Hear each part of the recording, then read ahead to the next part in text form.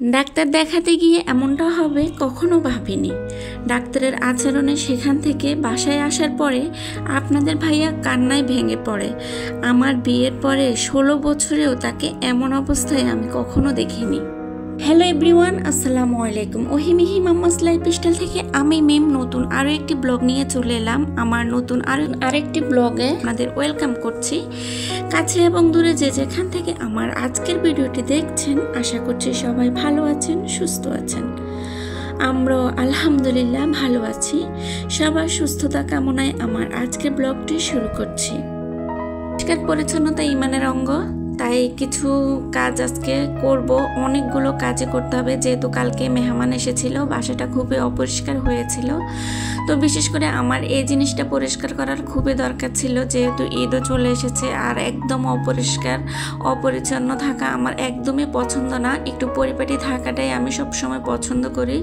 তো আজকে এটা সিংয়ের নিচের এই জিনিসটা আমি পরিষ্কার করব, আর আপনাদের সঙ্গে ডাক্তারের কাছে ঘটে যাওয়া সেই কথাগুলো শেয়ার করব।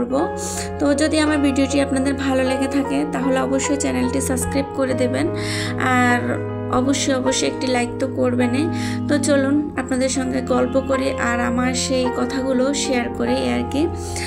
আজকে সকালবেলা ডাক্তারের কাছে গিয়েছিলাম। তো সেখানে যাওয়ার পরে প্রথমে আমরা একজন ডাক্তারের কাছে গিয়েছিলাম, উনি সার্জারির ডাক্তার। তো ওই ডাক্তার আমাদের খুবই পরিচিত, উনি চট্টগ্রাম থেকে আসেন। চট্টগ্রাম মেডিকেল কলেজের একদম ভালো একজন ডাক্তার এবং প্রফেসর। উনি রাঙ্গামাটিতেও কিন্তু ওনার প্রফেসরই করেন আর কি। তো উনি লক্ষ্মীপুরে, আমাদের লক্ষ্মীপুরে কিন্তু উনি আপনার প্রতি শুক্রবারে রোগী দেখেন। তা আমরা প্রায় সময় আমাদের কোনো সমস্যা হইলে ওনাকে দেখাই। উনি কিন্তু আপনাদের ভাইয়ার বন্ধুর ভাই আর কি, তো সেদিক থেকে আমরা ওনাকে ভাইয়া ডাকি। তো আজকে আমি ভাবছি ওনাকে প্রথমে দেখাবো, উনি যাকে সাজেস্ট করবে পরবর্তীতে আমরা তাকে দেখাবো, যেহেতু আমার গলার সমস্যা। তো ভাইয়া অবশ্যই হয়তোবা যদি উনি ট্রিটমেন্ট করতে পারে তাহলে তো উনি করে দিবেন, আর যদি না পারেন তাহলে ভালো ডাক্তারের কাছে সাজেস্ট করবেন। সে আশায় আমরা প্রথমে ওনার কাছে গিয়েছিলাম, কিন্তু ওনার কাছে এত পরিমাণে ভিড় ছিল, যেহেতু উনি সিজারিং রোগী দেখেন আর কি। তো সিজারের এত বেশি সিরিয়াল ছিল, ভাই আমাদেরকে একদমই সময় দিতে পারছিলেন না। তো আমরা নিজেরাই সিদ্ধান্ত নিলাম তাহলে আমরা নিজেরাই ভালো নাক কান গলার একজন ডাক্তারের কাছে যাই। যেহেতু আজকে শুক্রবার, আজকে যদি না দেখায় তাহলে পরবর্তী শুক্রবার আবার ডাক্তার দেখাইতে হবে। কারণ আমাদের এখানে শুক্রবারে কিন্তু আপনাদের যে এমবিবিএস ডাক্তার যারা ওনারা আসেন আর কি, ঢাকা থেকে বিভিন্ন ভালো ভালো জেলা থেকে আসেন।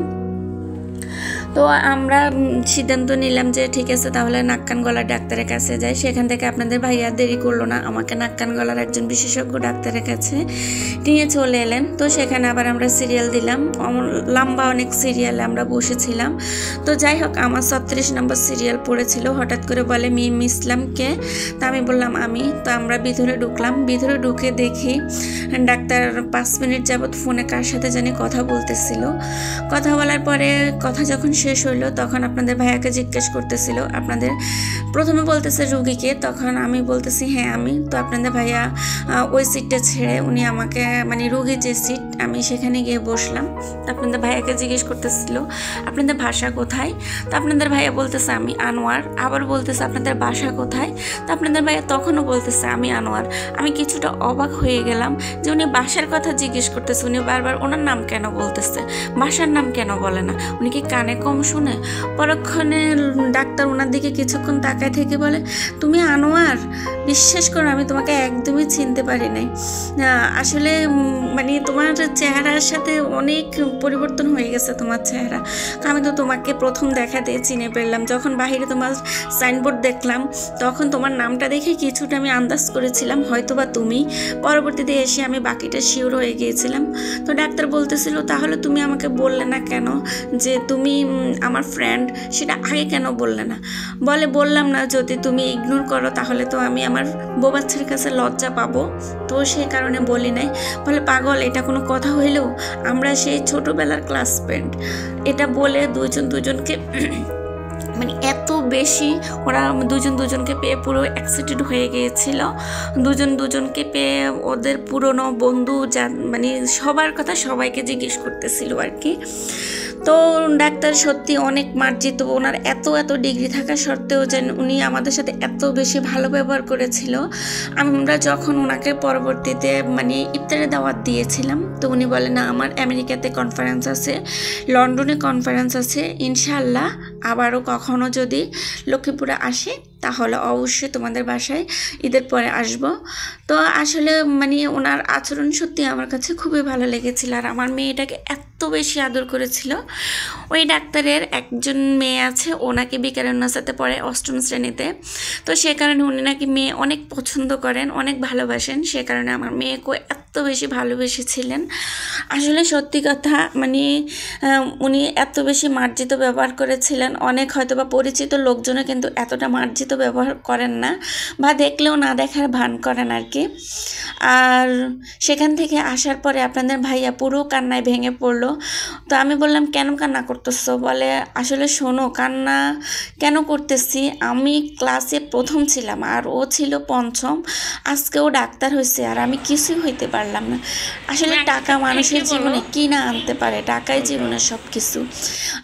আপনাদের ভাইয়ের যেহেতু বাবা ছিল না, তো বাবা না থাকার কারণে উনি আজকে মানে তেমন কিছু হইতে পারে না, তারপরও যতটুকু হয়েছে আলহামদুলিল্লাহ, শুক্রিয়া মহান আল্লাহর দরবারে। আর ডাক্তার তো অনেক বড় কিছু হয়েছে, সেটা দেখে আপনাদের ভাইয়া কান্নায় ভেঙে পড়লো যে জীবনে কিছুই তো হইতে পারলাম না। যাই হোক, চেষ্টা করতেছি ছেলে মেয়েদেরকে যদি কিছু করাইতে পারি। তো ডাক্তার ওনার যে বিজেট ছিল সেটা আমাদেরকে ফেরত দিয়ে দিয়েছিলেন, 1000 টাকা বিজেট নিয়েছিলেন আর কি, সেটা ফিরিয়ে দিয়েছেন।